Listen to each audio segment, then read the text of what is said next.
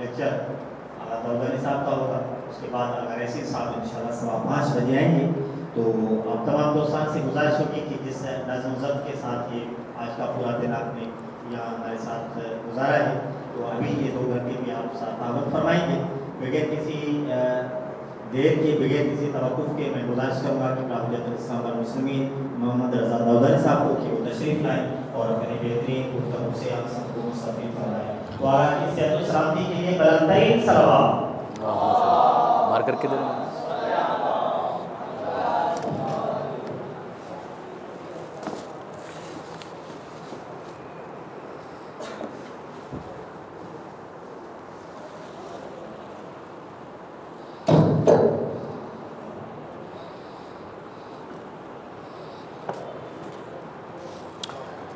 सल्लल्लाहु अलैहि मुहम्मद व आले मुहम्मद। अल्लाहुम्मा सल्लि अला अऊज़ु बिल्लाहि मिनश शैतानिर रजीम बिस्मिल्लाहिर रहमानिर रहीम अल्हम्दुलिल्लाहि रब्बिल आलमीन वस्सलातु वस्सलामु अला अशरफिल अंबिया वल मुरसलीन व अहले बैतिहि तय्यबीन अत्ताहिरीन अल मासूमीन। अम्मा बाद, हमारा मौजू है दर्स कुरान की तैयारी कैसे करें। अब आप थोड़ी सी इस बात की तरफ तवज्जो कीजिएगा कि इस उन्वान में एक सवाल है और वो सवाल ये है कैसे। कोई भी दर्स आपको तैयार करना है, चाहे वो कुरान से मुताल्लक़ है, चाहे वो किसी और मौजू से मुताल्लक़ है, इसमें ये कैद भी नहीं है कि दीनी मौजू है या दुनियावी मौजू है। उसमें ये जो सवाल मुख्तलिफ़ अल्फाज के ज़रिए से किए जाते हैं उनकी अहमियत बहुत ज़्यादा होती है। असल में जो दर्स आप तैयार कर रहे होते हैं या जो मौजू आप तकरीर के लिए मुंतखब करते हैं, उस मौजू में आप उन्हीं सवालों के जवाबात तलाश कर रहे होते हैं। यानी इस वक्त जैसे हमारी तकरीर हो रही है या हमारा जो मौजू है वो है दर्स कुरान की तैयारी कैसे। ये जो कैसे है ये एक सवाल है और इस सवाल का जवाब अगर हमको मिल जाए तो ये हमारी तकरीर पूरी तैयार हो जाएगी। तो याद रखिएगा कि दर्स कोई भी हो उसमें मुख्तलिफ़ सवालात के हम जवाबात तलाश करते हैं। बहुत मशहूर वो शेर है, उस्सुल मतालिब सलासतुन उलिम, मतलब मा, मतलब हल, मतलब लिम। कि जो मतालिब की असास है वो 3 चीज़ें हैं बुनियादी तरीन, मतलब मा, मतलब हल, मतलब लिम। मा, हल और लिम, अगर इनके जवाबात हमें मिल जाएं तो हमें मतालिब हासिल हो जाएंगे। अब यहाँ पर अंग्रेज़ी के अंदर इनको कहा जाता है क्वेश्चन वर्ड्स, यानी वो अल्फाज के जिनके ज़रिए से सवाल किया जाता है। ऐसे आदात इस्तिफ़हाम अरबी में, फ़ारसी में, उर्दू में, हर ज़बान के अंदर पाए जाते हैं। मसलन how, why, when, where, who, which, ये सारे वो अल्फाज हैं कि जिनके ज़रिए से सवाल किए जाते हैं। मसलन हाउ कैसे, वाई क्यों, व्हेन कब, वेयर कहाँ, हु कौन, विच तकरीबन उसी माना में, विच वन कौन सा। अब अगर आप इन तमाम तर सवालात के ऊपर गौर करें तो इनका कोई ना कोई जवाब होगा। कैसे, एक तरीके की बात हो रही है, तरीक़ा। जब आप कहते हैं कैसे तो वो तरीक़ा क्या है। जब आप कहते हैं वाई तो क्यों, इसके पीछे गायत क्या है, वजह क्या है, बाइस क्या है, सबब। कब, आप वक्त को मुअय्यन करना चाहते हैं कि ये कब हुआ। इस कब के जवाब में कोई ना कोई वक्त आएगा। कहाँ, किसी जगह की आप तलाश में हैं। जब आपका सवाल कहाँ से मुतल्लक़ है, इसका मतलब आप जगह की तलाश में हैं कि वो जगह कौन सी है। फिर उसके बाद जब आप हु या कौन की बात करते हैं तो यहाँ पे मुख्तलिफ़ अफराद हो सकते हैं। बोलने वाला कौन था, सुनने वाला कौन था, यानी कुछ अफराद हैं कि जिनकी आप तलाश में हैं कि जो उस प्रोसेस के पीछे हैं। यानी वो कि जिसने ऐसे किया वो कौन था, वो कि जिसने ऐसा किया उसने ऐसा क्यों किया, वो कि जिसने ऐसा किया उसने ये कब किया, वो कि जिसने ऐसा किया उसने ये कहाँ किया। ये तमाम तर जो सवालात हैं, इनके जब आप जवाबात तलाश करते हैं तो उसी के ज़िम्न में अपनी बात को वुसअत देते चले जाते हैं, आप फैलाते चले जाते हैं। अब आप मिसाल के तौर पर फ़र्ज़ कीजिए कि एक वाक़या है, 1947 में पाकिस्तान बना, ये एक वाक़या। अब इस पाकिस्तान बनने से मुताल्लिक़ जितनी भी चीज़ें हैं उनको अगर आप इन्हीं सवालात के ज़िम्न में तलाश करें, पाकिस्तान बना कैसे बना, तो इसका मतलब ये कि एक पूरी तारीख़ आपके सामने आ जाएगी कि पाकिस्तान कैसे बना। ये हुआ, फिर ये हुआ, फिर ये हुआ, फिर ये हुआ, और उसके बाद बिलाखिर पाकिस्तान बन गया। इसी तरीके से जब आप कहते हैं पाकिस्तान क्यों बना, भाई ऐसे ही दिल हो रहा था बना लिया या नहीं, पाकिस्तान बनाने की कोई वजह थी। तो आपने कहा क्यों बना, मसलन मुसलमानों के लिए उस जगह पर हिंदुओं के साथ रहते हुए ज़िंदगी गुजारना मसलन बहुत मुश्किल हो रहा था और उनको ज़रूरत थी कि वो अलग एक मुल्क बनाएं, लिहाजा मुल्क बनाया गया। तो ये आपने क्यों का जवाब तलाश कर दिया। आपने कहा कब बना, तो 1947 आपके जहन में आ जाएगा। अब जैसे ज़माने की आप बात करते हैं तो आपको अंदाज़ा होता है कि आज से कितने साल पुरानी बात हो रही है, और उस ज़माने के अंदर फिर आप दूसरी चीज़ों को ढूंढेंगे और फिर उसके साथ इसको कोरिलेट करेंगे। उस ज़माने में जबकि पाकिस्तान बन रहा था कुछ और भी हो रहा था, तो आपको पता चला जी हाँ, एक तरफ पाकिस्तान बन रहा था, दूसरी तरफ हिंदुस्तान बन रहा था। यानी जब एक टुकड़ा इधर हो रहा है तो वो जो दूसरा टुकड़ा है वो कहाँ है। इसी तरीके से जब आप कहते हैं वेयर, कि किस जगह पर ये वाक़या पेश आ रहा था, तो आप कहते हैं बर्र-ए-सग़ीर की हम बात कर रहे हैं, सब कॉन्टिनेंट की बात कर रहे हैं। तो जब नक्शा है तो नक्शे के अंदर हम मुअय्यन कर सकते हैं कि इस जगह की ये सारी बातें हो रही हैं। इसी तरह से कौन ये काम कर रहा था, तो अब कौन के अंदर आपको उन अफराद की तलाश होगी जो लीडर्स हैं। मतलब कायद आज़म ये काम कर रहे थे, राजा साहब महमूद आबाद ये काम कर रहे थे, मसलन लियाकत अली ख़ान साहब ये काम कर रहे थे, और ये कर रहे थे, और ये कर रहे थे, और ये कर रहे थे। अब इसी कौन के साथ साथ एक और कौन जुड़ा हुआ है कि ये वो अफराद थे कि जिन्होंने बनाया, तो कौन वो अफराद थे जो उस वक्त मुखालिफत कर रहे थे, कौन वो अफराद थे कि जो इसकी हिमायत कर रहे थे, कौन थे वो अफराद के जो उसके ख़िलाफ़ थे। समझ में आ रही है बात आपको।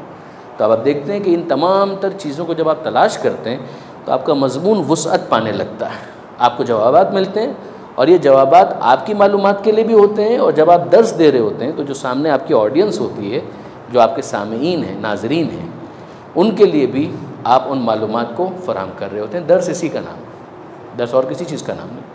अब मैंने एक मिसाल आपके सामने वो दी जिसका खालिसतन रिलीजियस कॉन्टेक्स्ट नहीं है, दीनी ताल्लुक़ ना भी हो, एक मुल्क की एक सियासी जद्दोजहद है, उसकी हमने बात की। मगर आप इसको ज़रा फैलाएंगे तो आपको अंदाज़ा होगा। मसलन वाक़या करबला, जब आप कहते हैं वाक़या करबला एक इवेंट है, एक वाक़या, वही सारे सवालात, ये वाक़या करबला कैसे हुआ। अब आप वाक़या करबला को कितना पीछे से शुरू करते हैं। आप मदीना मुनव्वरा से इमाम हुसैन की रवानगी, फिर मक्का आना, और मक्का के बाद फिर सफ़र, और सफ़र के बाद 2 मुहर्रम को करबला पहुंचना, और बिल आखिर पर आशूर के अंदर इमाम की शहादत, साथियों की शहादत, उसको बयान करते हैं। ये कैसे की बातें हो रही हैं। वाक़या करबला के बाद मज़ीद करबला के हवाले से जो वाक़े आते हैं उनको भी आप डिस्कस करते चले जाते हैं। वाई, ये क्यों, आपको ये क्यों हुआ, करबला का वाक़या क्यों हुआ। आप असबाब के पीछे चले जाते हैं कि यजीद बैत का मुतालबा कर रहा था, इमाम हुसैन अलैहिस्सलाम बैत नहीं करना चाह रहे थे, अम्र बिल मारूफ़ कर रहे थे, नही अनिल मुनकर कर रहे थे। ये वाक़या इस तनाजुर में हुआ। गौर फरमाया आपने। जब आपने कहा वैन कब हुआ, तो आप 61 हिजरी में चले गए कि हम बात कर रहे हैं 61 हिजरी। जैसे ही आपने ज़माने की बात की, अच्छा तो पैगम्बर अकरम की वफ़ात हुई 11 हिजरी में, ये वाक़या हुआ 61 हिजरी में, दरमियान में फ़ासला 50 साल का। तो 50 साल के बाद इतनी तब्दीली आ चुकी थी कि नवासे रसूल को शहीद किया जा रहा था। एक सवालात आते हैं और आप उनके जवाबात तलाश करते हैं, बयान करते हैं। इसी तरीके से जब आपने कहा वेयर, किस जगह पर, इराक़, इराक़ का एक शहर वो जो रेगिस्तान था, उस ज़माने में आबाद भी नहीं था, जहाँ पर पानी की किल्लत थी, या पानी मौजूद था मगर वो एक्सेसिबल नहीं रहा, इसलिए कि पहरा दे दिया गया था। मसलन जब आप बात करते हैं हु, कौन थे, तो किरदार कौन कौन से हैं, हिमायत करने वाले, ख़ुद उस किरदार कि जिसको आप हीरो के तौर पर देखते हैं, इमाम हुसैन कौन थे, और कौन शहीद हुआ, अली अकबर वो कौन थे, अब्बास वो कौन थे, ये कौन कौन कौन कौन शख्सियात का बैकग्राउंड पस मंज़र पीछे आने लगता। इसी तरीके से कि ये अफराद अगर मैदान करबला के हीरो थे तो वो कौन थे जो इनकी मुखालफत कर रहे थे? यजीद कौन था? इब्न ज़ियाद कौन था? उमर साद कौन था? शिमर कौन था? ये कौन ये मनफी किरदारों के बारे में। तो मस्बत किरदार, मनफी किरदार आप देखते चले जाएं कि आपके पूरे अशरे तैयार हो सकते हैं, दर्स तैयार हो सकते हैं, लेक्चर्स पर लेक्चर्स तैयार हो सकते हैं, पूरा सेमिनार तैयार हो सकता है अगर आपको इन सवालात के जवाबात मिल जाते हैं। फिर उसके बाद आप कितना इसको और एक्सपेंड करते हैं ये आपकी मालूमात पर है कि उसके ज़िम्न में कितनी आप ऑफशूट्स निकालते हैं, शाखें निकालते हैं, बरगुबार उसके अंदर, या कितना उसके अंदर रंग भरते हैं, ये सब आपके मालूमात के ऊपर है। लेकिन आपको बुनियाद मिलनी चाहिए कि जब भी हम किसी मौजू पर तकरीर कर रहे होते हैं तो हम कुछ सवालात के जवाबात तलाश कर रहे होते हैं। जब ये मुतालिया होता है तो अपने लिए, जब आप उसको दर्स की शक्ल में बयान करना चाहते हैं तो फिर उसके लिए आपके लिए ज़रूरी हो जाता है कि आप उसको सामे या ऑडियंस जो आपके कारी हैं या आपके सुनने वाले हैं उनके लिए आप उसको तैयार करें और उस बयान के अंदर फिर उन चीज़ों को मरबूत करें। तो रब्त पैदा करने के लिए भी ये चीज़ें बहुत इम्पॉर्टेंट हैं कि ये सारे सवालात के जवाबात आप देते चले जाएं तो ये ख़ुद ब खुद पूरा दर्स आपका मरबूत होता चला जाएगा। सही। अब मिसाल के तौर पर ये अगर ये बुनियादी बातें वाज़ेह हुई तो अब ज़रा सा आइए कि हम चलें अपने अहम और मेन मौजू की तरफ, और वो है दर्स कुरान की तैयारी कैसे करें। जब आप दर्स कुरान की तैयारी की बात करते हैं तो इसका मतलब ये है कि किताब तो आपके लिए मुअय्यन है कि आप एक किताब की बात कर रहे हैं जिसका नाम है कुरान। जिस किताब की आप बात कर रहे हैं उससे मुताल्लक जो इस्तिलाहात हैं, बुनियादी मोटी बातें, वो आपको मालूम होनी चाहिए। मसलन ये लफ्ज़ कुरान है तो लफ्ज़ कुरान का क्या मतलब है। इसी तरीके से आप में से कोई मुझे ज़रा हेल्प करे और बताएं, और वो कौन सी इस्तिलाहात हैं जो इस्तेमाल होती हैं कुरान से मुताल्लक। वो कौन सी इस्तिलाहात हैं जो कुरान, जब हम कहते हैं कुरान, कौन सी इस्तिलाहात आपके जहन में आती हैं। मिसाल के तौर पर हम कहें मस्जिद, आपके जहन में आएगा मेहराब, आपके जहन में आएंगी सफ़ें, आपके जहन में आएंगे नमाजी, आपके जहन में आएंगे पेश इमाम, आपके जहन में आएगा लाउड स्पीकर कि जिसके ऊपर ये सारी बातें हो रही होंगी, नमाज की आवाज़ें। मैं कहूँ कुरान तो लफ्ज़ कुरान हमारे सामने, और कौन से अल्फाज हैं जो आपके जहन में आते हैं। आसान, सूरा और आयत, और बोलते जाएं पारा, और रुकू, और मंजिल, और वक़फ़, और मक्की है, मदनी है, मक्की, मदनी, और काफ़ी हो गया। एक दर्स है पूरा, ये पूरा एक दर्स है। इन इस्तिलाहात की जब आप वजाहत करते हैं कि लफ्ज़ कुरान का मतलब क्या है, जब आप कहते हैं लफ्ज़ सूरा का मतलब क्या है, जब आप कहते हैं आयत का मतलब क्या है, जब आयत को आप डिस्कस करते हैं तो साथ ही साथ जुमले को डिस्कस करते हैं कि क्या आयत और जुमला एक ही है, ये जुमला अलग है, आयत अलग है। जब आप कहते हैं पारा तो ये बहस सामने आती है कि आया ये इस्तिलाह खुद कुरान की दी हुई है। ज़ाहिर है कि पारा फारसी लफ्ज़ है, तो पे तो अरबी में नहीं है, तो अरबी में इसके लिए क्या लफ्ज़ इस्तेमाल होता है, जुज़। बहस आती है कि साहब ये जुज़ या पारा ये इस्तिलाह कुरान की दी हुई है, नबी की दी हुई है। मसलन ये लफ्ज़ कुरान खुद खुदा का दिया हुआ है, लफ्ज़ सूरा ये खुद खुदा का दिया हुआ है, लफ्ज़ आयत ये खुद खुदा का की दी हुई इस्तिलाह है। मगर क्या ये इस्तिलाह, ये तमाम इस्तिलाहात जिसके अंदर पारा, रुकू, मंजिल ये खुदा की दी हुई है। कोई आयत है कि जिसके अंदर ये इस्तिलाह इस्तेमाल हुई है। मसलन जुज़ पैगम्बर अकरम ने किसी हदीस में ये बयान की है, किसी मासूम ने बयान की है, किसने बयान की है। तवज्जो है। जब आप इसके अंदर बहस करते हैं कि लफ्ज़ कुरान, तो आपको पता होना चाहिए कि लफ्ज़ कुरान इसका रूट वर्ड क्या है, मादा क्या है, इसका मतलब क्या है। पढ़ी जाने वाली किताब वो कौन सी आयतें हैं कि जिनमें परवरदिगार आलम ने खुद इस लफ्ज़ को इस्तेमाल किया है। मसलन कोई एक आयत कि जिसके अंदर परवरदिगार आलम ने खुद इस लफ्ज़ को इस्तेमाल किया है, कोई एक आयत। अफला यतदब्बरून अल-कुरान अम अला कुलूबिन अक़फ़ालुहा। ये लोग कुरान में तदब्बर क्यों नहीं करते, क्या इनके दिलों पर ताले पड़े हुए हैं। जी ज़ोर से बोलिएगा। मा हुआ शिफ़ाउन व रहमा, सूरह बनी इसराइल, कि हम नाजिल कर रहे हैं कुरान में से वो कि जो शिफा है, रहमत है, और जालिमों के लिए खसारे के सिवा किसी और चीज़ में इजाफा नहीं होगा। आप देख रहे हैं 2 आयतें आपके सामने आई कि जिनमें लफ्ज़ कुरान इस्तेमाल हुआ। यासीन वल कुरानिल हकीम इन्नका लमिनल मुरसलीन, ठीक है। शहर रमज़ान अल्लज़ी उन्ज़िला फ़ीहिल कुरान, कितनी आयतें हैं। अब जब आप दर्स की बात करते हैं और आप इस्तिलाहात को भी इंट्रोड्यूस कर रहे हैं, अभी आप इन मेन सवालात की तरफ नहीं जा रहे हैं, अभी तो आप सिर्फ और सिर्फ लफ्ज़ कुरान, जब आप कह रहे हैं दर्स कुरान की तैयारी कैसे करें, तो लफ्ज़ कुरान जब हमारे सामने आया, क्या है? किताब है। जब किताब है तो किताब के अंदर ये लफ्ज़ कहाँ कहाँ इस्तेमाल हुआ है। 4 आयतें आपके सामने आती हैं तो आपके पास 15 मिनट का मैटर रेडी है। जब आप लफ्ज़ कुरान के ऊपर लुग़वी एतबार से गुफ्तगू करते हैं, कुरान मजीद में इसके इस्तेमाल के ऊपर गुफ्तगू करते हैं, उन आयतों को ढूंढते हैं और फिर उसके बाद उनको लिस्ट करते हैं और उनके बारे में तर्जुमा करके बताना शुरू करते हैं कि देखिए यहाँ ये लफ्ज़ इस्तेमाल हुआ, यहाँ ये लफ्ज़ इस्तेमाल हुआ, यहाँ ये लफ्ज़ इस्तेमाल हुआ। तो आपके लिए ये बात, कुरान पढ़ी जाने वाली किताब, कसरत के साथ पढ़ी जाने वाली किताब, और उसको यहाँ इस्तेमाल किया परवरदिगार ने, यहाँ इस्तेमाल किया, यहाँ इस्तेमाल किया, यहाँ इस्तेमाल किया। तवज्जो कर रहे हैं? लफ्ज़ सूरा क्या मतलब है? लुग़वी एतबार से लफ्ज़ सूरा का क्या मतलब? कोई एक, आप सब मदरसे के हैं ना, ये सारे हमारे दोस्त मदरसे के जी। आसन क्या? फासला, और वजह करें क्या फासला? ज़ोर से थोड़ा सा जान लगाए। खाना खाया है? हाँ, ज़ोर से बोले।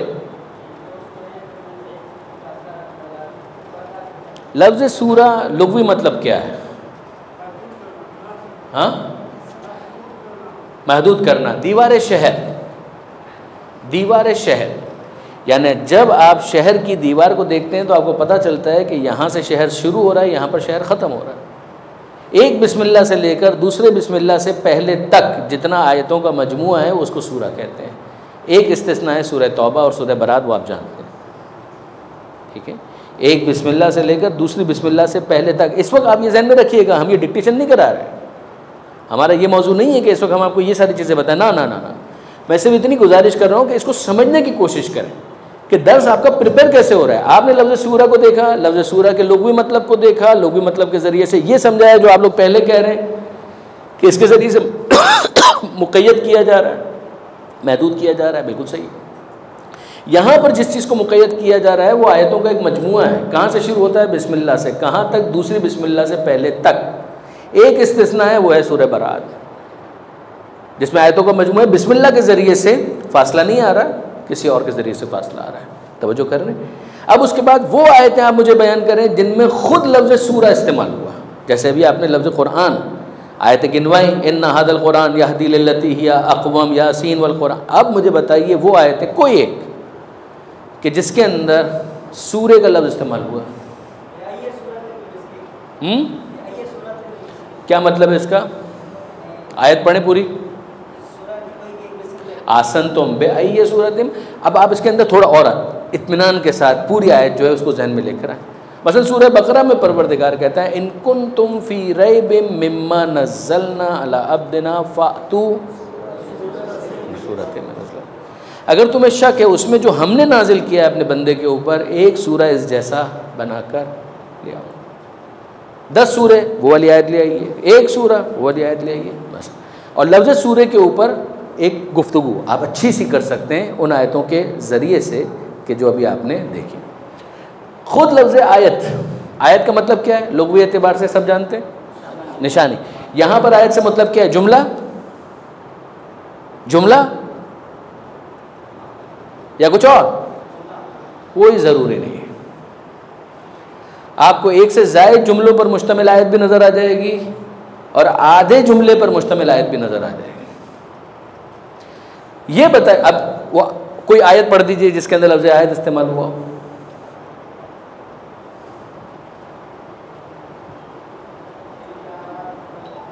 आसन। और पैगंबर अकरम के वज़ाइफ क्या हैं? सूरह जुमा, यतलू अलैहिम आयाति, रसूल की जिम्मेदारी है उनके दरमियान आयतों की तिलावत करें। आप सिर्फ देख रहे हैं कि आप किस तरीके से एक मवाद इकट्ठा करते चले जा रहे हैं, आप किस तरीके से मवाद को इकट्ठा करते चले जा रहे हैं। ये इस्तिलाह कुरान खुदा की दी हुई है, सूरा खुदा की दी हुई इस्तिलाह है, आयत खुदा की दी हुई इस्तिलाह है।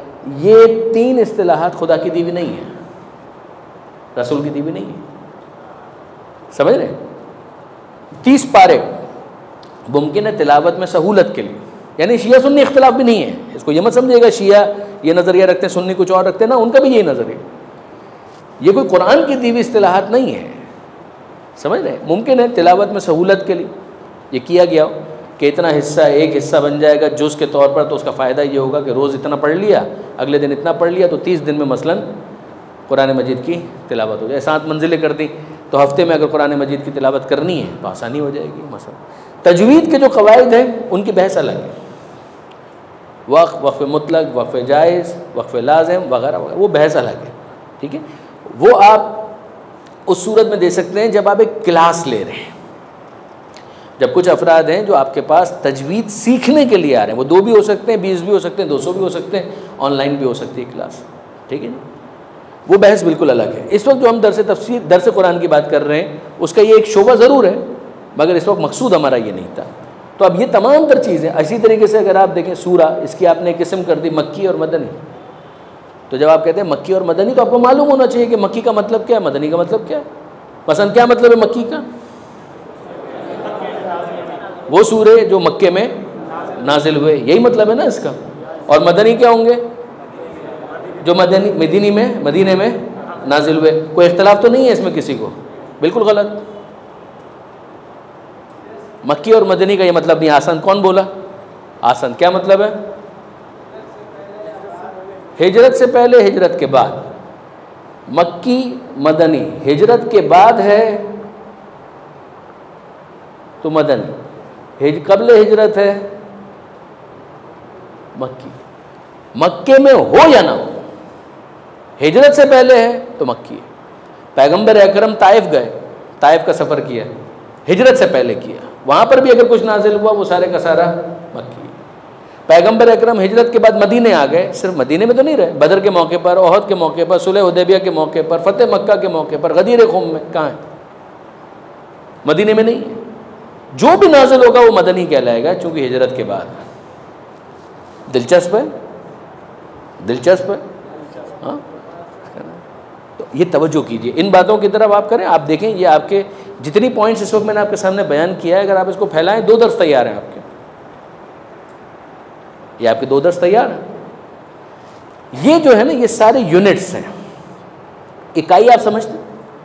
जब आप कहते हैं हाथ 5 उंगलियों से मिलकर बनता है, तो उसकी एक उंगली एक यूनिट है। आप कहते हैं एक उंगली में 3 पोरें होती हैं, तो ये आप और गहराई में चले गए कि वो जो एक है उसके अंदर मज़ीद 3 है। गौर किया आपने? फिर वो जो पोरे हैं उनके अंदर इतने सेल्स हैं, तो एक खलिया या एक सेल वो उसकी यूनिट बन जाती है। जब आप कहते हैं कि भाई इस वक्त हम इमाम बारगाह अली रज़ा में हैं, इमाम बारगाह अली रज़ा इमारतों में से एक इमारत है। उस इमारत के अंदर हम इस वक्त कहाँ पर हैं? एक हॉल में बैठे हुए। उस हॉल में आप कहाँ बैठे हुए? एक कुर्सी पर बैठे हुए। हम बात कर रहे हैं इस किताब की, किताबों में से एक किताब, वो किताब के जिसके अंदर ये भी है, ये भी है, ये भी उसकी एक यूनिट है, इकाई है, और आयत भी उसकी एक मज़ीद इकाई है। फिर वो जो आयत है वो कोई ना कोई लफ्ज़ होगा जिन लफ्ज़ों से मिलकर वो बना है। वो लफ्ज़ हर्फ होंगे जिन हुरूफ से वो मिलकर बना है। समझ में आई बात आपको? अब जब आप मिसाल के तौर पर ये बात कहते हैं ना कि जनाब कुरान, सूरा, आयत, आपके पास मालूमात क्या ज़रूरी है कि जब आप दरस कुरान की तैयारी कर रहे हैं, कहाँ से शुरू करें? 114 सूरे हैं। आप में से कितने महसूस तो नहीं करेंगे, आप में से कितने ऐसे हैं जो 114 सूरों के नाम याद किए हुए हैं? गलत है ना, काबिल कबूल नहीं है। जब आप शुरू करें सूरह फातिहा पहला, बकरा दूसरा, आले इमरान तीसरा, निसा चौथा, मायदा पाँचवा, छठा अनाम, सातवां आराफ, आठवां अनफाल, 9वां तौबा, 10वां यूनुस, चलते चले जाएं। कुरान मजीद का दरमियान कहाँ पर आता है? किस सूरे में? आप सवालात देख रहे हैं? ये शुरू हो चुके हैं। कितने सूरे हैं? कितने सूरे हैं? 114। कौन से सूरे हैं? क्या आप उनके नाम जानते हैं? 1 2 3 4 5, ये सवालात के जवाबात हैं। आपको मालूम है तो आपके अंदर एतमाद बढ़ता चला जाएगा, आपके अंदर कॉन्फिडेंस आएगा। आप जब ये कहें कि जनाब कुरान मजीद का निस्फ होता है सूरह कहफ, और सूरह कहफ फिर कौन सा सूरा है? 18वां सूरा है। मुतवज्जे, अगर आप जितना अपनी मालूमात को बढ़ाएंगे, ये तो बेसिक्स है ना, इसको हासिल करने के लिए तो कहीं आपको यूनिवर्सिटी में जाने की ज़रूरत नहीं है। आप कुरान खोलिए, ये सारी चीज़ें आपके सामने। आप अपनी दिलचस्पी कितनी बढ़ाते हैं उन मौज़ूआत से मुताल्लिक़, उतना ही ज़्यादा आपको मालूमात मिलती चली जाएंगी, आपका एतमाद बढ़ेगा और आपके पास बयान करने के लिए मवाद आता चला जाएगा। तवज्जो कर रहे हैं? जितने सूरे हैं उनका मतलब क्या है? मसलन फातिहा, इसका मतलब क्या है? फातिहा का मतलब क्या है? कोई एक फातिहा तो लाभ है जी, जोर से बोले, हमें आवाज़ नहीं आ रही। हाँ, खुलना, इफ्तिताह, आगाज़। इफ्तिताह, आगाज़। फतह का मतलब ही है खुलना। इफ्ताहिल बाब, दरवाज़ा खोलो। ठीक है जी, दुरुस्त है। बिल्कुल उसी तरीके से इफ्ता, फातिहा यानी ओपनिंग, जहाँ से आगाज़ होता है। दूसरा सूरा कौन सा है? बकरा, क्या मतलब इसका? आसन। तीसरा सूरा आले इमरान, क्या मतलब इसका? इमरान की औलाद। चौथा सूरा निसा, क्या मतलब है? औरत, खातून। ठीक है, अब ज़हन में रखिएगा, आप कहें औरत कह सकते हैं, खातून कहें, ज़्यादा अच्छा लगेगा। सीधी सी बात है ना, लफ्ज़ों का इंतखाब में तो बहुत फ़र्क करता है ना। अगर मैं कहूँ कि आपकी वालिदा की तबीयत कैसी है, आपको अच्छा लगेगा। मैं कहूँ तेरे बाप की बीवी की तबीयत कैसी है, आप अच्छा नहीं महसूस करेंगे। ठीक है, तो औरत कह सकते हैं आप, बिल्कुल ठीक है, लफ्ज़ है, इस्तेमाल भी होता है। खातून, ख़वातीन, निसा। मायदा 5वां सूरा है, क्या मतलब है? दस्तरखान। छठा सूरा अभी नाम लिया, छठा सूरा मायदा के बाद अनाम। अनाम का मतलब क्या है?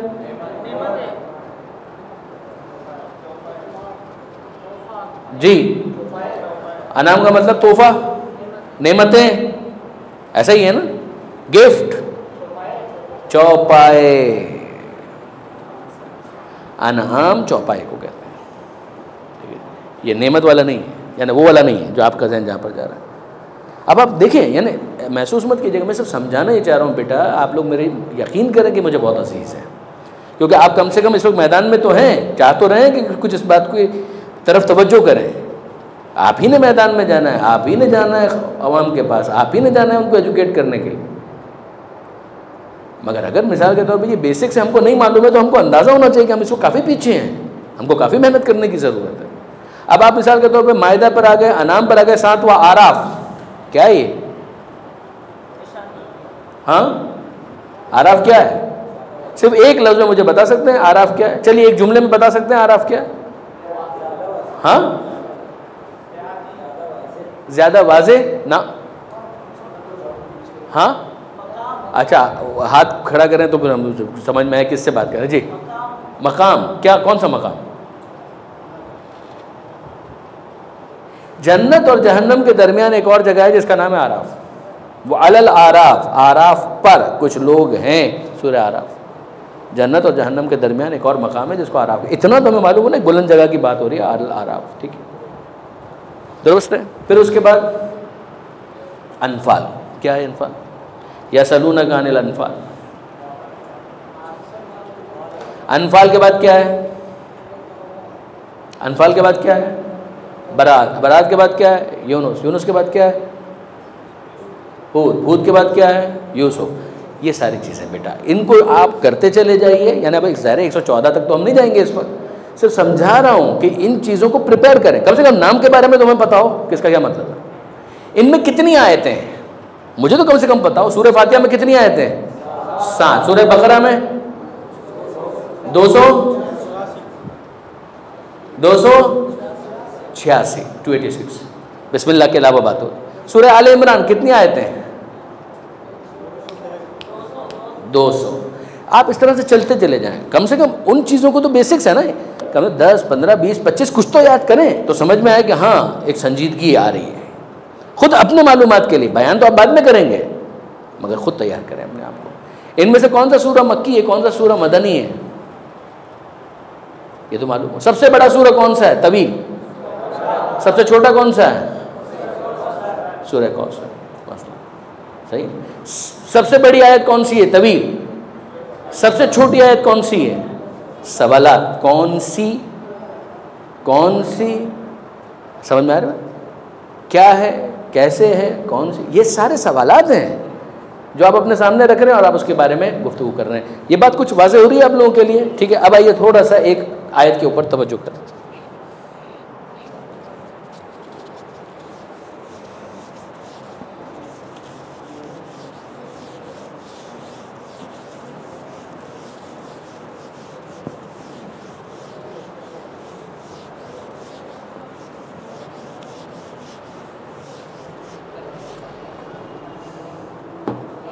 देखिए आपके सामने है सूरह यासीन, ठीक है, और इसके ऊपर आपने दर्स देना है या मजलिस पढ़नी है, जो भी आप इसको नाम दें। सूरह यासीन के ऊपर आपने दर्स देना है, सूरह यासीन के ऊपर आपने मजलिस पढ़नी है। जब आप सूरह यासीन के ऊपर गुफ्तगू कर रहे हैं तो इसमें दो लफ्ज़ आ रहे हैं, सूरा और यासीन। लफ्ज़ सूरा का क्या मतलब है, बहस हो चुकी है। यासीन का क्या मतलब है, आपको मालूम होना चाहिए अगर आप सूरह यासीन के ऊपर गुफ्तगू कर रहे हैं। सूरह यासीन कौन सा सूरा है, 36वां सूरा है। इससे पहले कौन सा सूरा है, इसके बाद कौन सा सूरा है, मसलन 34वां सूरा सबा, 35वां फातिर, 36वां यासीन, 37वां साफ़ात, 38वां स्वाद, 39वां ज़ुमर। बयान कितना करना है, अगर दो पहले के बयान कर दें, दो बाद के बयान कर दें, काफ़ी है। आपको मालूम ज़्यादा होना चाहिए। आपको 10 चीज़ें मालूम है तो 5 चीज़ें बयान करें, ये याद रखिएगा। जितनी आपने तैयारी की है उसमें से सब बयान करना कोई ज़रूरी नहीं है, तैयारी आपकी ज़्यादा होनी चाहिए जो बयान कर रहे हैं उसके मुकाबले। सूरह यासीन की कितनी आयतें हैं आपको मालूम होना चाहिए। सूरह यासीन मक्की है या मदनी, ये आपको मालूम होना चाहिए। लफ्ज़ यासीन पैगंबर अकरम के नामों में से एक नाम है, ये आपको मालूम होना चाहिए। फिर उसके बाद सूरह यासीन के कितने और नाम है, कोई एक नाम ज़रूर मालूम होना चाहिए। मसलन सबसे मशहूर दूसरा नाम क्या है, क़ल्ब कुरान, कि ये कुरान का दिल। जब आप कुरान का दिल इसको कह रहे हैं तो आपको मालूम होना चाहिए कि क़ल्ब का क्या किरदार है, जिस्म के अंदर का वो किरदार है सूरह यासीन का कुरान के अंदर।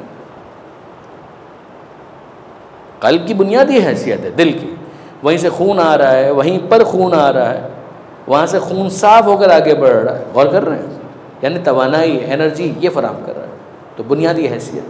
अब जब आपने कहा यासीन वल कुरानिल हकीम इन्नका लमिनल मुरसलीन,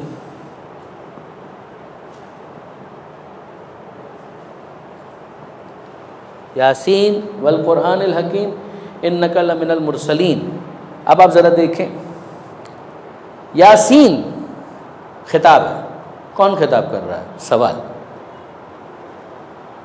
यासीन, या हरफ निदा, सीन सैयद सरदार, यूँ करें, ख़ुद यासीन को लें, पैगंबर अकरम के नाम के एतबार से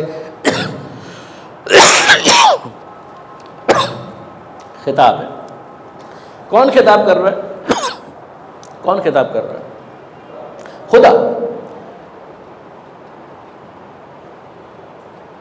खुदा किससे खिताब कर रहा है, रसूल से। क्या खिताब कर रहा है, आगे आ रहा है, सवाल और सवाल के जवाब। जज़ाकल्लाह, सवाल और सवाल के जवाब। यानी आप जब इसमें दर्स दे रहे हैं तो आप बता रहे हैं बिस्मिल्लाह से शुरू हुआ, जैसे कि हर सूरह शुरू होता है सिवाय सूरह बरात के, अल्लाह के नाम से जो रहमान है रहीम है। जब आप दूसरी आयत के ऊपर आते हैं जो बिस्मिल्लाह के फ़ौरन बाद है, तो आप देखते हैं यासीन खिताब है। कौन खिताब कर रहा है, खुदा। किससे खिताब कर रहा है, रसूल से। क्या कहकर खिताब कर रहा है, यासीन। खिताब है क्या, उसका मतन क्या है, वो आगे आ रहा है।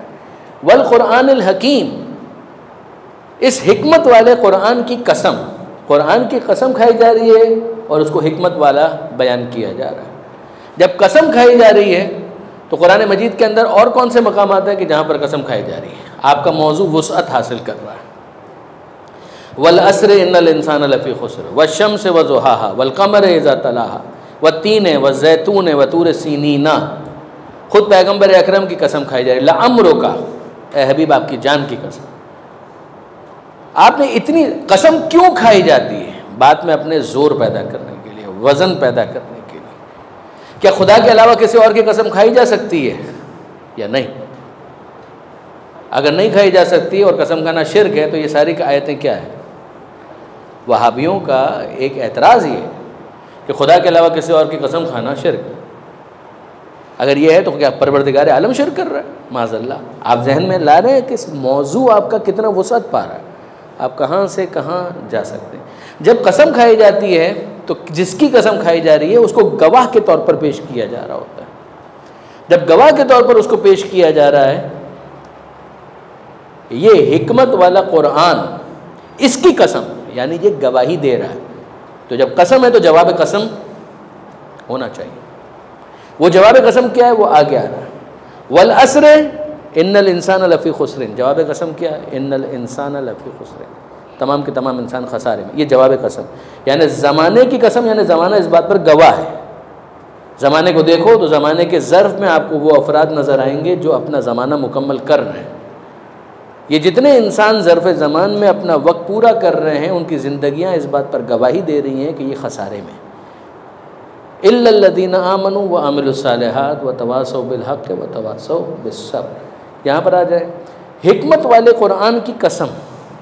जवाब कसम क्या है? इन्नका लमिनल मुरसलीन, यकीनन आप रसूलों में से।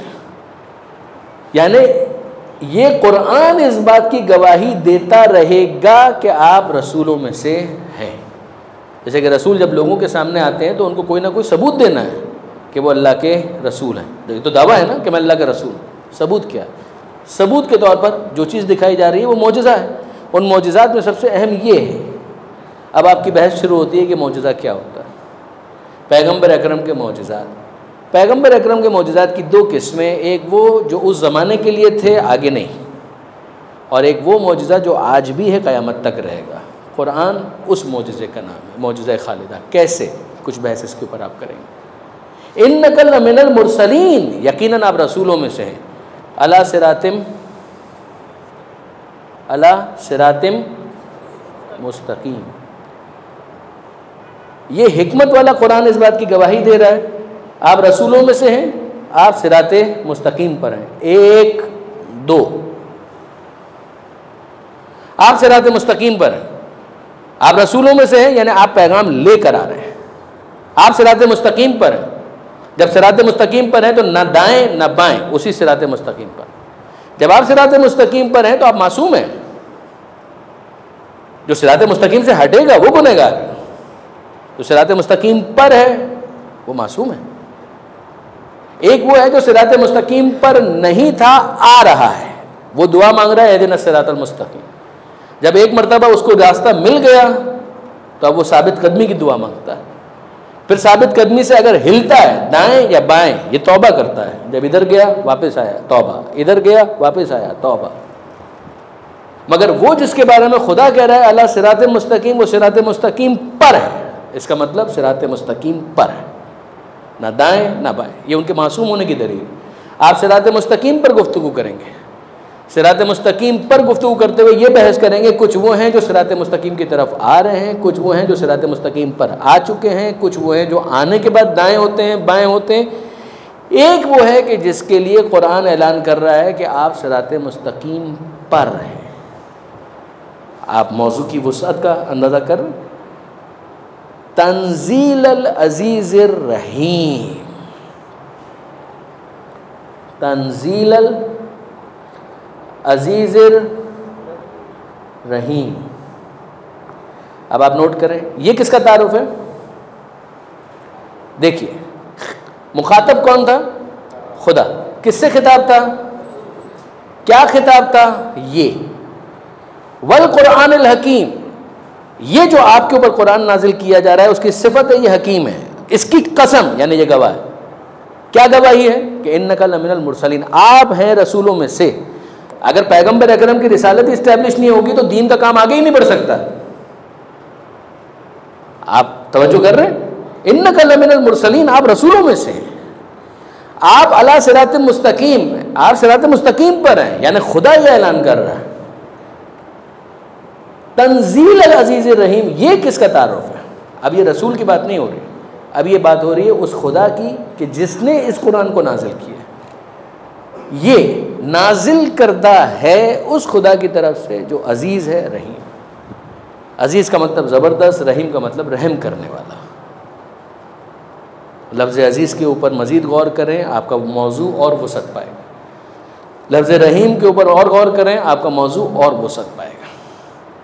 लितुनज़िरा, क्यों हमने ये नाजिल किया? ये जो हमने आप पर नाजिल किया है, जो गवाही दे रहा है कि आप रसूलों में से हैं, तो रसूल होते हुए आपने क्या काम करना है? लितुनज़िरा, ऑब्जेक्टिव, क्यों नाजिल किया? वो जो बात आ रही थी ना, सवाल, क्यों नाजिल किया? ये इसलिए नाजिल किया, लितुनज़िरा, लाम आप जानते हैं लाम का काम किया है। लितुनज़िरा कौमम मा उनज़िरा आबाउहुम फहुम गाफिलून, ताकि आप इंतज़ार करें। लितुनज़िरा, ताकि आप इंतज़ार करें, आप डराएं, आप तंबी करें, आप झंझोड़ें, खबरदार आगे गढ़ा मौजूद है, गिर मत जाना। लितुनज़िरा कौमम, आप उनको डराएं, मा उनज़िरा आबाउहुम, जिनके आबा व अजदाद को इस तरह से इंतज़ार नहीं किया गया। फहुम गाफिलून, तो वो तो गफलत में थे, अब उनका जो मामला हुआ वो हुआ। ये क्यों गफलत में है जबकि हमने रसूल भेज दिया? वो कहें रसूल है, हमको कैसे पता चले? ये हिकमत वाला कुरान गवाही दे रहा है कि रसूल है। हमें क्या पता कि कभी दाएं बाएं तो नहीं हो जाता। अला सिरात मुस्तकीम, हम जिम्मा लेते हैं ये सिरात मुस्तकीम पर है। हमें क्या पता कि जिसने नाजिल किया है वो इतना ताकतवर भी है कि नहीं? का तंजील अल अजीज रहीम, खुदा को तुमने क्या समझा है? खुदा अजीज़ है, खुदा रहीम है, ज़बरदस्त है, इज़्ज़त वाला है। साथ ही साथ वो रहम करना चाहता है तुम पर। सिर्फ तुम्हें कान से पकड़कर जहन्नम में भेजना उसका मकसद नहीं है। वो चाहता है तुम खुदा की रहमत के हकदार बन जाओ। ये सारे काम करने के लिए उसने अपने रसूल को भेजा। रसूल से तवक्को क्या है? लितुनज़िरा कौमम मा उनज़िरा आबाउहुम फहुम गाफिलून। आप इस बहस को आगे बढ़ाते चले जाइए, बढ़ाते चले जाइए, बढ़ाते चले जाइए, पूरा सूरह यासीन आप पढ़ते चले जाइए। दर्स कुरान तैयार है। इसको कहते हैं दर्स कुरान तरतीब के साथ। इसीलिए आप जानते हैं कि तफसीर की भी दो किस्में हैं, एक है तफसीर तरतीबी और एक है तफसीर मौज़ूई। ठीक है जी। खुद लफ्ज़ तरतीब, तफसीर का मतलब क्या है? कोई बताएगा?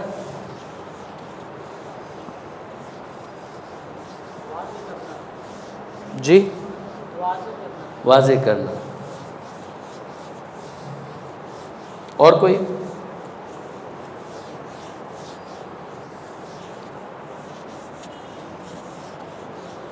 और कोई?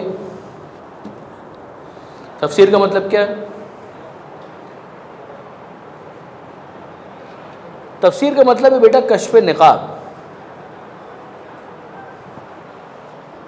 निकाब हटा देना।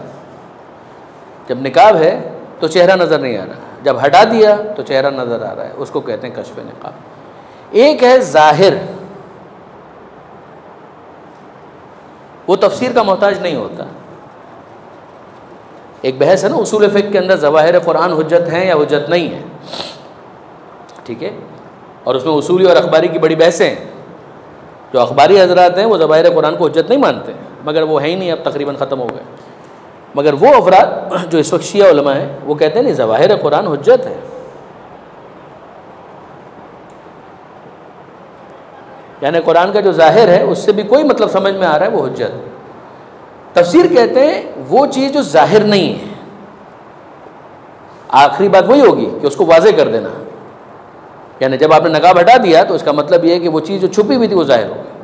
अब जब आपने कहा कि मसलन सिरातल लज़ीना अनअमत अलैहिम, तो एक रास्ते की बात हो रही है, सिरात का मतलब वाज़े है। अल लज़ीना कुछ लोगों की बात हो रही है, वाज़े। अनअमत अलैहिम उनके ऊपर नेमत नाजिल हुई, ये भी वाज़े है। वो नेमत क्या है? नेमत किन पे नाजिल नहीं हुई? आप पर भी नाजिल हुई, मुझ पर भी नाजिल हुई। यहाँ पर नेमत से मुराद नेमत हिदायत है। कैसे पता चला? इससे पहले मांगी गई थी हिदायत, इहदिनस सिरातल मुस्तकीम। तो वो नेमत क्या है जो इन पर नाजिल हुई? वो नेमत हिदायत है। तो जिनका रास्ता हम मांग रहे हैं वो हिदायत याफ्ता लोगों का रास्ता है। यहाँ तक आपने किया तफसीर कुरान बिल कुरान, सिरात वो जाहिर है, अल्लज़ीना कुछ लोगों की बात हो रही, अनअमत अलैहिम उनके ऊपर नेमत नाजिल हुई, ये भी जाहिर। वो नेमत है क्या? जब आप उसके अंदर गए तो आपने कहा अभी नहीं पता। आपने दो आयतों को मिलाया और आपने कहा कि यहाँ पर नेमत से मुराद हिदायत है। मसलन मैं एक बिल्कुल बुनियादी बात कर रहा हूँ आपके सामने, इसके आप डिटेल्स में जाएँ तो ये हुआ कुरान की कुरान से तफसीर। यानी एक आयत में अगर एक मतलब वाज़े नहीं हो रहा था, एक मतलब तो वाज़े था कि नेमत, कौन सी नेमत, वो आपने दूसरी आयत से डिकोड की, उसको कहते हैं तफसीर कुरान बिल कुरान, आयत के ज़रिए से तफसीर कर देना, वो भी ठीक है। एक ये है कि नहीं, आपने उस आयत में मौजूद उस लफ्ज़ को किसी मोतबर हदीस के ज़रिए से डिकोड किया तो आपको समझ में आ गया। अनअमत अलैहिम का मिस्दाक कौन है? ये हैं कौन अफराद? कोई आयत मिल गई उसके ज़रिए से आपने इसको डिकोड किया, तफसीर। अगर कोई रिवायत मिल गई उसके ज़रिए से आपने डिकोड किया, तफसीर। ठीक है जी। अफराद कौन है? मसलन अहले बैत हैं, मसलन अंबिया हैं, मसलन अहले सुन्नत कहेंगे साहबा हैं, मसलन वो जो भी है वो तफसीर की किस्में हैं। इसमें अगर किसी ने अपनी राय से तफसीर की उसको कहते हैं तफसीर बिल राय, जिसकी इजाज़त नहीं। ठीक है। एक है ज़ाहिर, उस ज़ाहिर के ज़रिए से आपने समझने की कोशिश की, वो हुज्जत है, कोई मसला नहीं। लेकिन जब आप कहते हैं तफसीर और तफसीर के अंदर अपनी टांग डालते हैं तो उसको कहेंगे तफसीर बिल राय। लेकिन अगर आपने एक आयत को दूसरी आयत के ज़रिए से तफसीर किया, कोई नहीं। ठीक है जी। तो ये जो बहस है कि तफसीर, ये ख़ुद अपनी जगह पर एक बहुत शीरीं मौजू है और इसके ऊपर बात होनी चाहिए। ठीक है जी। अल बयान आयतुल्लाह खुई ज़रूर पढ़िए।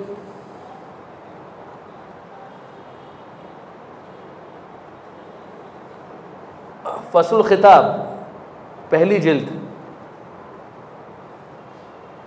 मुकदमा है तफसीर कुरान का, नक्कन साहब, सैयद अली नकी साहब, बेहतरीन किताब है, ज़रूर पढ़िए। इसी तरीके से यही तफसीर मुकम्मल पढ़ें, बहुत अच्छा है। तर्जुमा रोज़ाना का अपना रूटीन बनाइए, एक पारा कुरान मजीद रोज़ाना 20 सफ़े पढ़ें, ज़रूर पढ़ें। मसलन अभी शाबान के कितने दिन बाकी हैं? 12-13 दिन बाकी है ना। 2 पारों को अपना हदफ बनाएं और बस सिर्फ 2 पारे। तिलावत में सहूलत के लिए यही इस्तिलाहत है ना, 1 पारा 2 पारा। आप 2 पारों को अपना हदफ बनाएं और उन 2 पारों के ऊपर लग जाएं, मेहनत करें। सूरह फातिहा से शुरू करें, सूरह बकरा के अख्ताम तक, तीसरे पारे से कुछ पहले तक, या पूरा सूरह बकरा 2.5 पारे हो जाएंगे। उनको अपना टारगेट बनाएं, कब तक? पूरे माह रमज़ान तक, पूरे माह रमज़ान। माह रमज़ान में पूरा कुरान नहीं ख़त्म करना, सिर्फ 2.5 पारे सूरह बकरा, और बस। कितना पढ़ना है? रोज़ाना पढ़ना है। कब पढ़ना है? अभी मगरिब इशा की नमाज़ आप पढ़ेंगे ना, उसके बाद बैठ जाएं, उस वक्त तक मत उठिएगा जब तक ये 20 सफ़े ना पढ़ लें, 1 पारा। फिर उसके बाद सूरह, जब फजर नमाज़ पढ़ेंगे, फिर उसके बाद वही 20 सफ़े वापस पढ़ें तर्जुमे के साथ। फिर जब ज़ोहर असर की नमाज़ पढ़ेंगे, फिर वापस 20 सफ़े पढ़ेंगे, 1 पारा। फिर मगरिब इशा 1 पारा, वही पारा तकरार करना है, इजाफा नहीं करना है। कब तक? जब तक आपका शाबान ख़त्म नहीं हो जाता।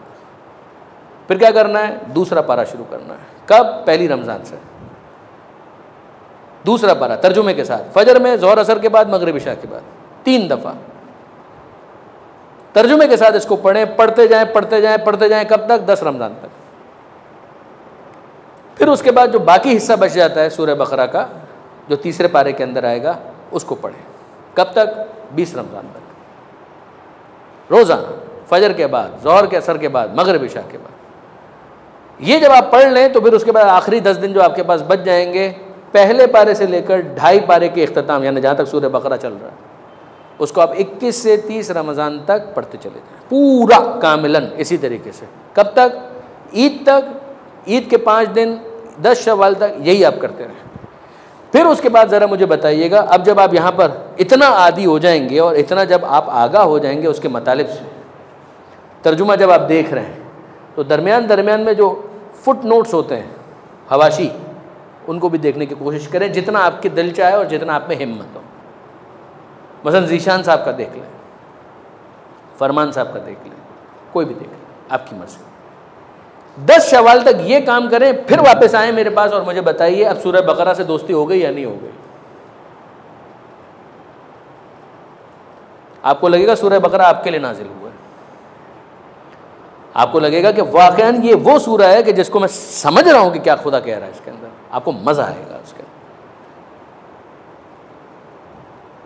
ये है ना कि मसलन एक दफ़ा पढ़ा, मज़ा नहीं आ रहा, छोड़ दिया ना, ये नहीं, इसमें दोस्ती थोड़ी होती है, इसमें दोस्ती होती है, इसमें तो शादी नहीं चल पाएगी, कुरान कहाँ चल पाएगा। अगर आप इतनी बेरुखी दिखाएंगे मज़ा थोड़ी आएगा।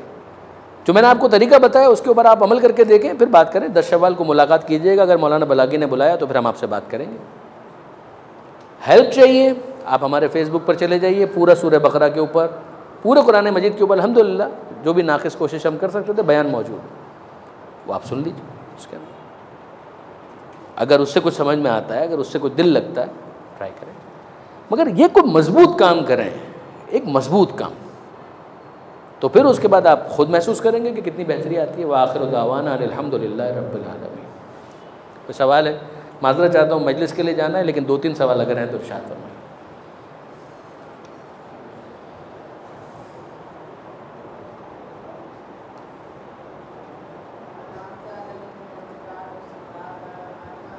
बेटा मैं नहीं सुन पा रहा हूँ, आवाज़ ज़ोर से बोलो। पहले बोल कौन रहा है? हाथ उठाओ, थोड़ा समझ में। हाँ जी, अब बोलें।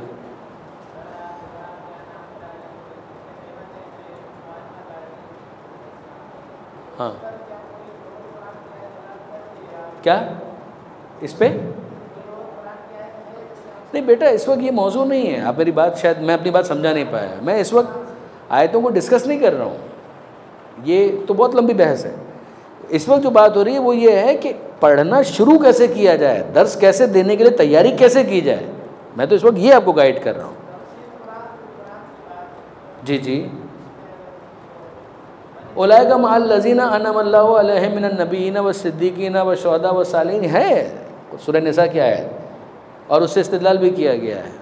मसलन उसके बाद एक दूसरी किताब है सुम्मा औरसना किताब लज़ीना इस्तफ़ैना मिन इबादिना, वो आयतें हैं अपनी जगह पर, मैं वो उसकी बहस नहीं कर रहा हूँ बेटा। इस वक्त तफसीर कुरान बिल कुरान दूसरी आयतें लाएँ, आप उसके बाद बहस करें। उसके लिए एक नमूना मुझे देना था सूरह यासीन का, कि जिसमें आप देखें तो तफसीर तरतीबी, माज़रत हाँ ये रह गया, एक है तफसीर तरतीबी और एक है तफसीर मौज़ूई।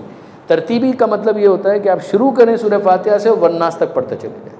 मौज़ूई का मतलब होता है एक मौजू आपने लिया और कुरान मजीद की मुख्तलिफ़ आयतों को एक जगह जमा किया और उसके ऊपर स्टडी शुरू की। ठीक है जी। एक दफ़ा जब आप तफसीर तरतीबी अच्छी तरीके से पढ़ लेंगे तो तफसीर मौज़ूई पढ़ने का मज़ा आएगा। लेकिन वैसे भी अगर आप पढ़ें तो अच्छा है। उर्दू ज़बान में 2 अच्छी तफसीर मौज़ूई मौजूद हैं, पयाम कुरान आगा मकारिम शिराज़ी और कुरान का दायमी मंशूर आयतुल्लाह जाफ़र सुबहानी। तफसीर तरतीबी के लिए अल बयान फसुल खिताब तफसीर नूर आगा मोहसिन कराती और फिर तफसीर नमूना आयतुल्लाह नासिर मकारिम शिराज़ी। बहुत है। अरबी में पढ़ना चाहें अल मीज़ान पढ़ें, फिर जितना आपका हौसला, मगर इतना तो शुरू करें, इतना तो करें इसके अंदर। ठीक है जी। और कोई चीज़ जो दर्स से मुताल्लिक़ कि दर्स कैसे तैयार किया जाता है वो मैंने आपकी खिदमत में गुजारिश की। उससे मुताल्लिक़ अगर कोई सवाल है तो बिस्मिल्लाह इरशाद फरमाएं।